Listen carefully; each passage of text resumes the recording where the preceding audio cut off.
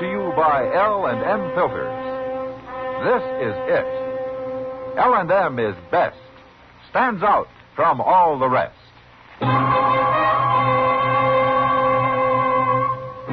Around Dodge City and in the territory on West, there's just one way to handle the killers and the spoilers, and that's with a U.S. Marshal and the smell of Gunsmoke.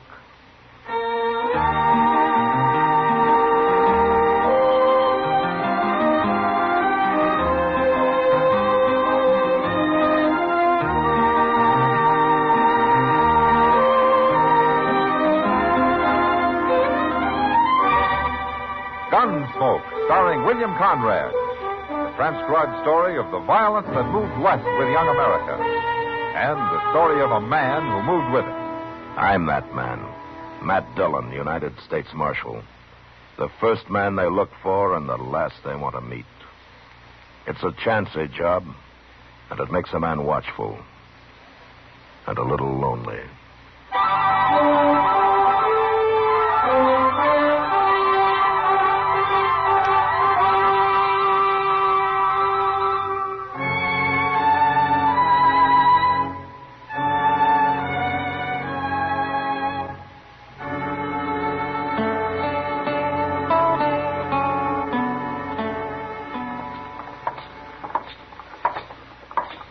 They're getting off stage already, Mr. Dillon. There's Miss Kitty. She got down first. That's over an hour late. I wonder what held them up. Oh, sometimes them drivers just won't bother to hurry. They can be awful stubborn. Well, anyway, it got here. Sure hope Miss Kitty enjoyed her visit in Ellsworth. She looks fine, don't she? Who's that she was talking to, Mr. Bodkin? I didn't know he'd been out of town, Mr. Dillon. Well, that's why the bank's been closed, Chester. Mr. Bodkin won't trust anybody running it if he isn't around. Hello, Miss Kitty. Hello, Chester. Hello, Matt. Well, did you have a good trip, Kitty? Well, you're here. Hello, Mr. Bodkin. Marshal, we were held up and robbed. What? Held up? Back at Rocky Ford, Matt. Lone bandit. He took the box and he robbed Mr. Bodkin here. Took everything I had, over $300 in cash. Anybody hurt? The shotgun rider didn't think they were carrying enough in the treasure box to be worth fighting for. Guess he didn't care what happened to the passengers. Well, how much was in the box? Only about $500, the driver said. Oh, what about the two other passengers and you, Kitty? Didn't he rob you? He didn't take a thing of mine. He singled me out, Marshal. Must have known I'm a banker. He made Mr. Bodkin put his coat on the ground, and then everybody had to throw everything they were carrying onto it. But all he took was what Mr. Bodkin had. I don't understand it at all, Marshal. He bowed to me, Matt. You should have seen him. Real gentlemanlike. Any idea who it was? No. He never spoke at all, Marshal. He used his six-gun to tell us what to do. What, did you ever see him before? You couldn't see him. He was wearing a flour sack over his head with eye holes cut in it. And the rest of him was covered with a long linen duster. He's real clever, that bandit. Well, there must be something. What kind of a horse was he riding? I never even looked at him. I did. And it was a mighty poor horse, too. It was a bay gelding, Marshal, with 4 white stockings and a blaze. Okay, we'll look for it as soon as I talk to the others. There's something strange about this business, Marshal. Why should I be the only passenger he robbed? Well, if I can find him, I'd like to ask him that myself, Mr. Bodkin.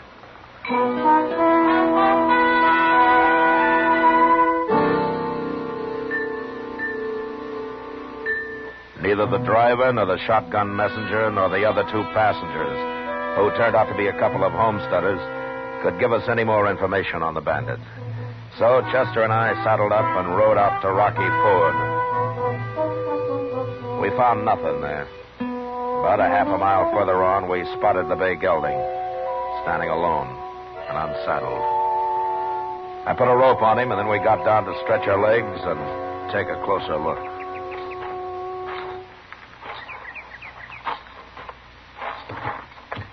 Mr. Bodkin was right, Mr. Dillon.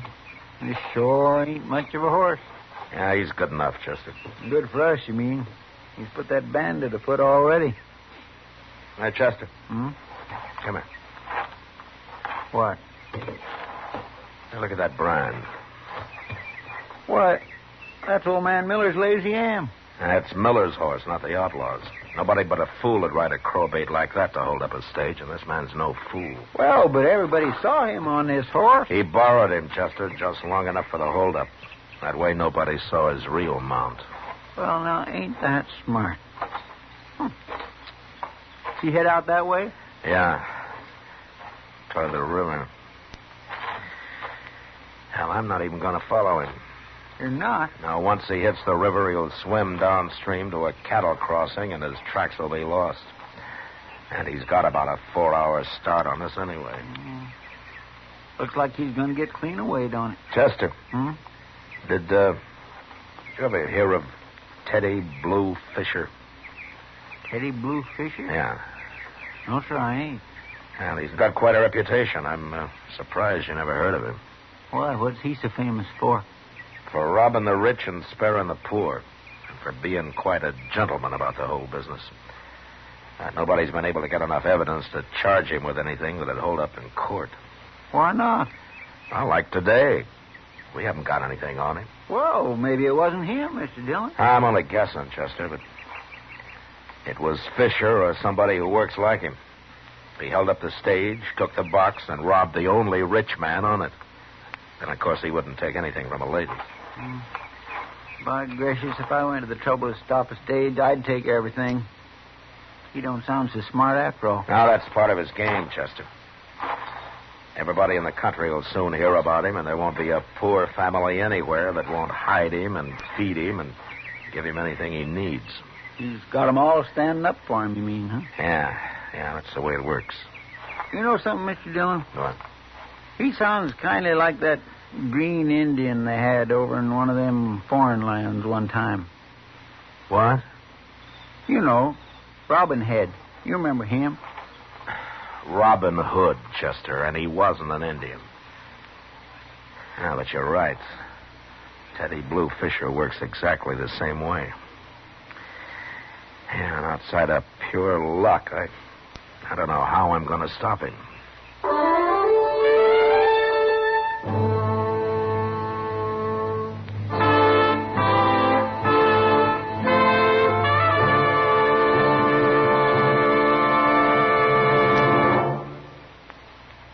King size or regular, L&M is best. Stands out from all the rest. This is it, L&M filters. It stands out from all the rest. Miracle tip, much more flavor. L&M's got everything. It's the best. Yes, L&M is best. Stands out from all the rest. L&M stands out for flavor. Flavor. Flavor. The miracle tip draws easy. You enjoy all the taste.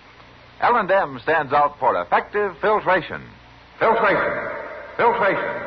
No filter compares with L&M's pure white miracle tip. L&M's got everything. It's America's best filter cigarette.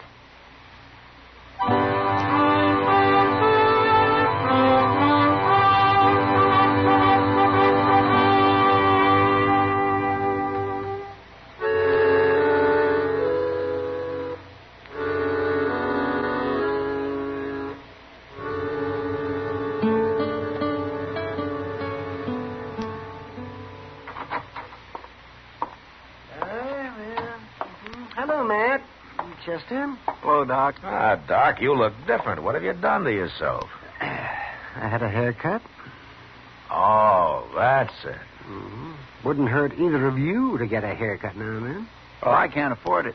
Not at no 25 cents a throw. Well, it's all right for you, Doc. You need it. Nobody wants a shaggy medicine man cutting them open. Oh, medicine. Huh? Oh, well. Well, what about you? I suppose the dignity of the law served best by a couple of molting prairie chickens. Chester. Yes, sir. Take out your gun and shoot him. Yes, sir. Hold still, Doctor. Go ahead, shoot. Nothing will happen to you. Not around here, it won't. You'll go free as a bird. You can run around like Teddy Blue Fisher and hold up stages and everything. No trouble at all. Not from the law. Wait a minute, Doc. Who told you about Teddy Blue Fisher? Teeters did. At the barber shop. He said everybody knows about him now. Oh, I expected that, but you got more to tell me, Doc, so go ahead. Well, I don't know why I bother, but since I'm already here, I guess I might as well. Well? Well, Fisher got a haircut just before I did, Matt. He did? Are you sure? He told Teeters who he was. Well, he's not wasting any time. What else did he tell Teeters? But said he was going to stay here and gamble for a few days. He's over at the Long Branch starting now. Now, he's got $800 for a stake. Well, you can't prove where he got it, can you? No. But there's something I can do. What's that? Look, Doc, his whole game's based on stealing from the rich. If I can stop it, maybe I can show him up for what he is. Well, you mean you think he's a fake?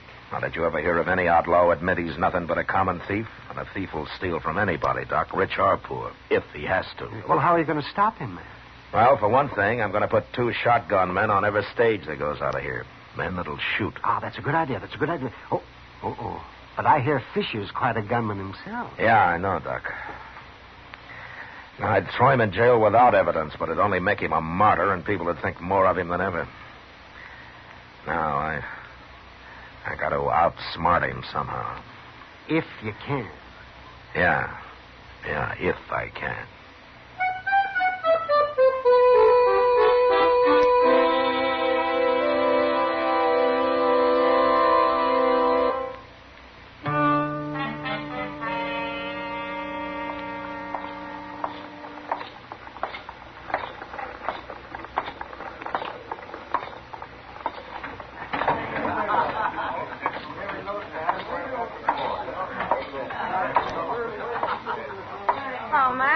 Hello, Kitty.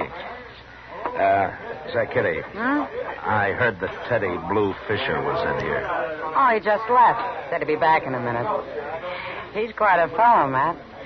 Yeah, he sure is. Did you hear what he did? No, what?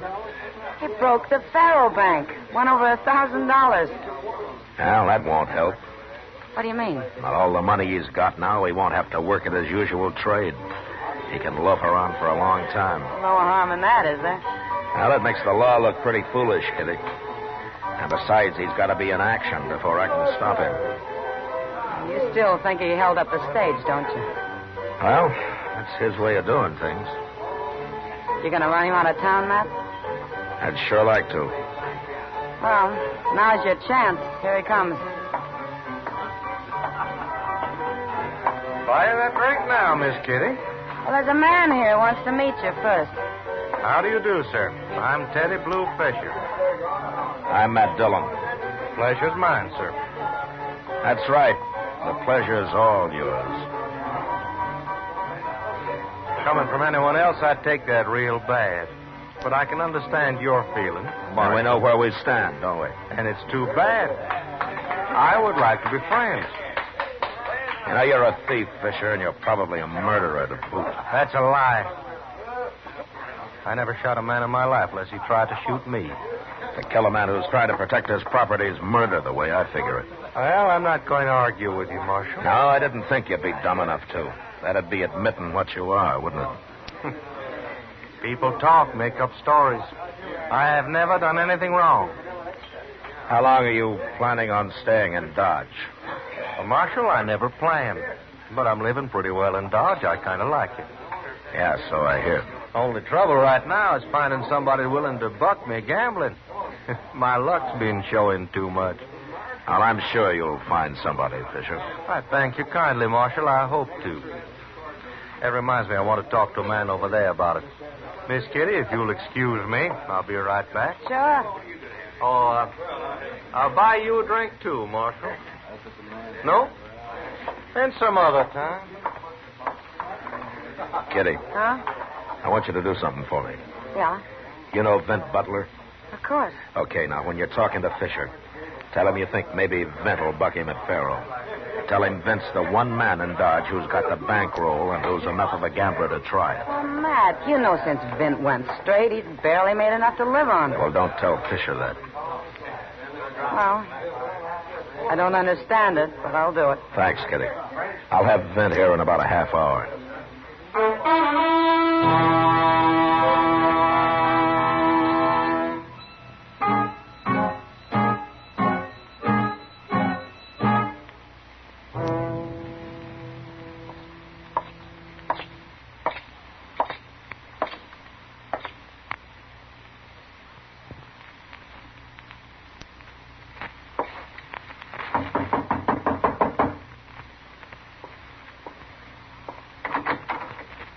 Marshal Dillon. It's okay, Vint. Now, Marshal, I ain't done a thing. Now, don't start shaking, Vint. No, it ain't that. You surprised me. Well, I think I'm going to surprise you more. But let's go inside, huh? Sure. Come on in. Vent, you remember what happened a year ago? I sure do. But, Marshal, I kept my word. I swear I have. Well, as far as I know, you have, Vent. Good, you had me worried there. You remember I told you that if you went straight and quit dealing crooked, I'd give you a chance? You could have put me in jail the way things were, Marshal. Now, you're the most accomplished man with cards I ever saw, Vent. No, not anymore. I'm no better than any other man now. Tell me something. You know how to win dealing faro? Oh, I used to take 'em something fierce at faro. It was slaughter. How much money you got, Vent? A couple of hundred. Why? Is that enough for you to take about 2,000 off a man? 2,000? Dealing crooked. You been drinking or something, Marshal? I'm asking a favor of you, Vent. Well, you really mean it, don't you? Teddy Blue Fisher. What? Kitty's setting him up for you at the Long Branch right now. You go down there and take him. And when you've done it, you come back to my office. I'll be waiting for you.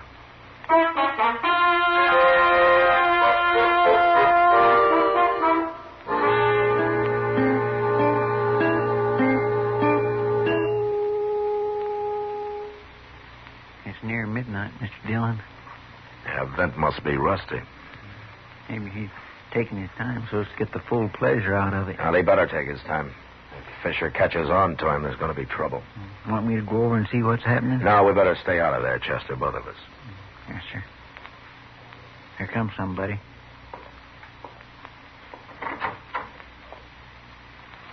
Hey, it's Vint. How'd you make out, Vint? Like a bear in spring, Chester. But, Marshal, you said a couple of $1,000. He had near 2,500 on him. There it is. Yeah, that's a lot of money, isn't it? Oh, I've fleeced men for more than that in my time. I never saw a crook yet that didn't like to brag about it. Now, Marshal, you made me a crook. Now, it wasn't too hard, though, was it, Vince? But you did fine. What are you going to do with all that money? Well, I'm going to see that you get some of it, Vince, when the time comes. Because you've earned it. It's none of my business, Marshal, but I'd sure like to know what this is all about. Well, Fisher's broke now, Vince. His vacation's over. He's got to go back to work. Robbing rich people, huh? Yeah, if he can. I don't envy you trying to catch him, Marshal. From what I hear, most everybody in the country's on his side already. They'll make it awful hard for you. Sure. But I'm a gambler, too, Vince.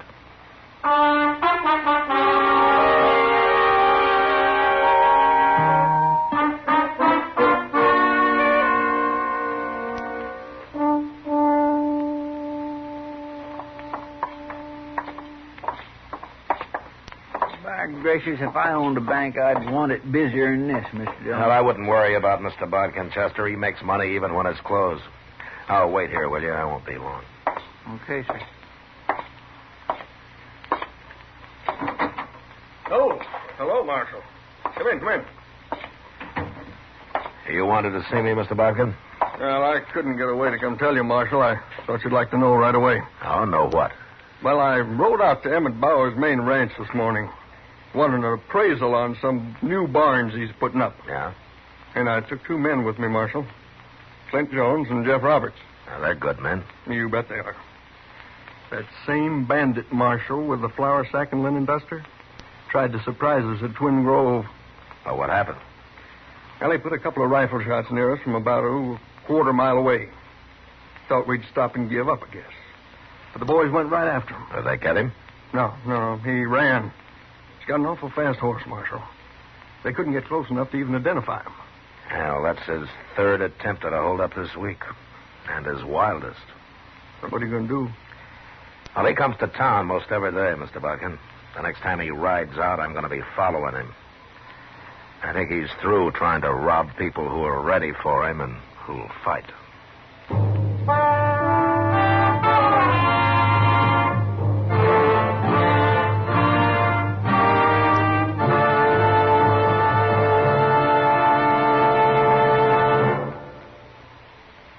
L&M is best. Stands out from all the rest. L&M's got everything. Everything? Yes, everything. L&M stands out for flavor. The miracle tip draws easy. Lets you enjoy all the taste.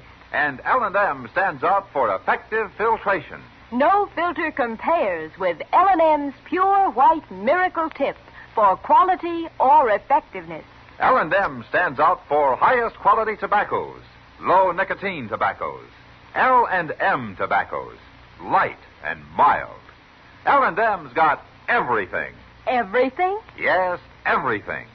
King size or regular. It's America's best filter tip cigarette.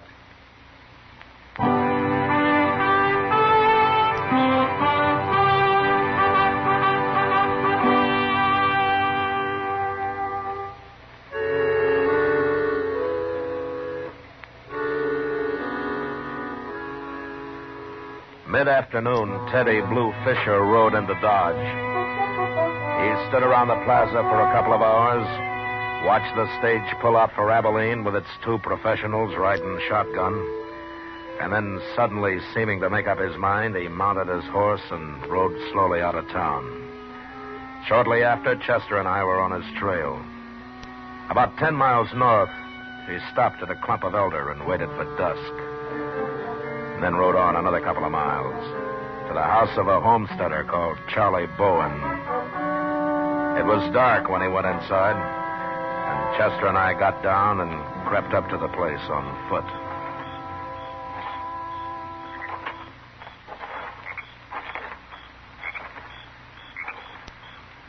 What do you think he's doing here, Mr. Dillon? We'll find out. Maybe they're feeding him. He's been so doggone broke all week. Yeah, maybe. Here, hold up a minute, Chester. What is it? You see where he tied his horse? Yes, sir. He's over behind that wagon. Oh, no, we'll just make real sure of Teddy Blue Fisher. You go over there and unsaddle his horse, Chester, and then slip his bridle off. Yes, sir. But don't scare the horse into making a lot of noise. Oh, I'll lead him off a little before I turn him loose, Mr. Dillon. Good. I'll be up by the window nearest the door there. All right, sir.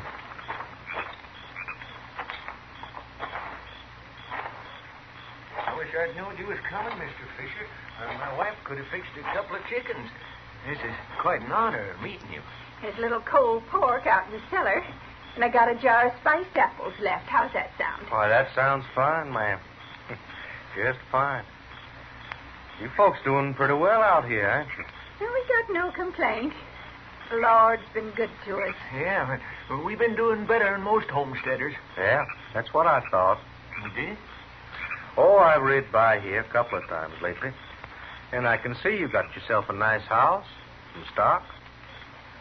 Most folks got nothing but a patch of corn or a sod hut. It's a shame, ain't it? The way people have to live. Yeah, well, that's why we kind of stand behind a man like you, Mr. Fisher. Now, I ain't saying nothing, but you take a big banker like old Dobkin. Why, he's got more money than he knows what to do with. It don't hurt him none to lose a little of it now and then. Why, that's true. Of course, bankers don't have all the money in the world. They don't have none of ours. And they never will. You don't believe in banks, ma'am? No, sir. I wouldn't put a penny in them. That's right smart of you. Yeah, well, she's like that, Mr. Fisher. She always said our money ought to be right where we could lay our hands on it whenever we want. Why, of course. Well, some of that depends on how much you got. Well, we've been saving all our lives. Must have near, $800 now. What you doing, Mr. Dillon? Talking money, Chester. Where do you Quiet keep that now. $800, friend? It's hid. Where? It wouldn't be right to tell nobody, Mr. Fisher. It's a secret. You can tell me. Oh, no. We can't tell nobody at all. Yes, you can. Mr. Fisher, what are you doing? What's the gun for? I just want to know where you keep that money. Oh, you're not going to rob us. Oh, we're poor. I've robbed poor people before this. No, you haven't. Don't be fools. Now show me that money. You're a fake, Mr. Fisher. You're a liar. Sure, but nobody will ever find it out. I'm going to kill the both of you. No. But you can live a little longer. Just show me where that money is. Don't tell him, Charlie. I won't. He's going to rob us. I got to kill you anyways now. I'm going in, Chester. Stay back. Yes, sir. Now, where do you... All right, hold it, Fisher. Don't touch that gun or I'll bust your other arm. Marshal, he was going to shoot us. He was going to kill us. You know, what's the matter with you? I was joking. Marshal, you had no cause to shoot me. You're lucky I didn't kill you. You should have, Marshal. He's nothing but a murderer and a dirty common thief. I'd rather have him in jail, Bowen, than on public Look, trial. this was a joke. I was just fooling, I tell you. I never harm people like you, and you know it. I don't hardly know it. It's all over, Fisher. You're finished. Maybe some other Robin Hoods like you will be finished, too, when people hear what you're like when you think nobody's watching. Chester, go tie up his arm. He's too valuable now to bleed to death.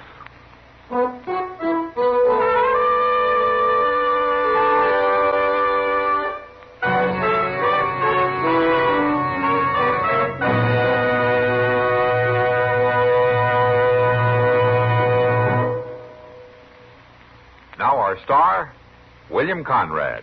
Thank you, George. Today, there's one filter cigarette that stands out from all the rest. L&M stands out for flavor, for effective filtration, for highest quality tobacco. L&M's got everything. That's what makes it America's best filter tip cigarette. Try L&M's king size or regular. I know you'll go for them.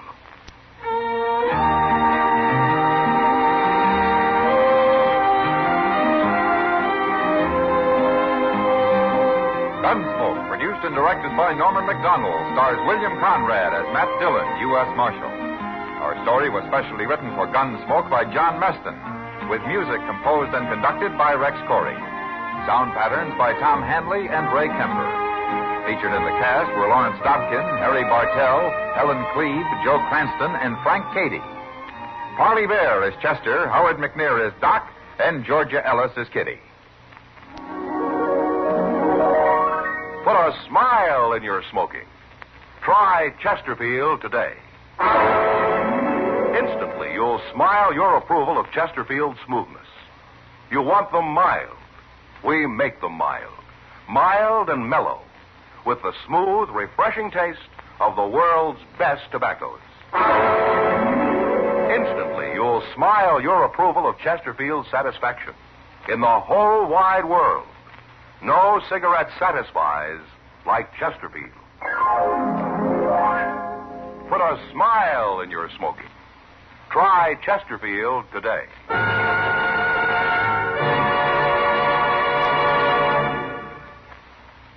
The current issue of TV Radio Mirror carries a feature story on Gunsmoke, complete with pictures of Matt, Chester, Doc, and Kitty. It is available at your local newsstand.